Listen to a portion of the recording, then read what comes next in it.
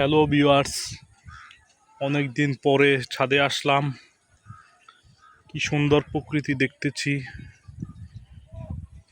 সকল ক্লান্তি, সকল দুঃখ দুর্দশা, হতাশা, চাকরির প্যারা সব কিছু পিছনে ফেলে রেখে সময়টা উপভোগ করার জন্য অনেক দিন পরে গাইস ছাদে এসেছি।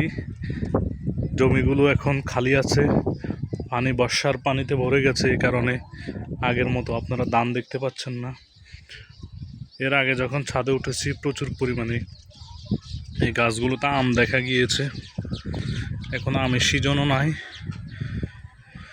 আমার ক্যামেরায় দেখতে পাচ্ছেন এই যে বিল্ডিং, এটি একটি এতিমখানা হাফেজিয়া, আর প্লাস নিচে হচ্ছে মসজিদ।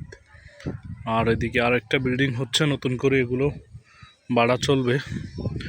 আর ওই যে পূর্ব দিকে 100 থেকে 150, মিনিমাম 150 কিলোমিটার পূর্বে গেলে ভারতের সীমানা। এই দিক করে ভারতের সীমানা এখন যেদিকে দেখানোর চেষ্টা করতেছি, এই দিক করে। আর এদিক করে হচ্ছে আপনার চট্টগ্রাম, রাঙামাটি, বান্দরবন। আর এই কর্নারে এদিকে গেলে কোনাত, কক্সবাজার। আর এদিকে হচ্ছে সামনে সুবর্ণচর এবং হাতিয়া।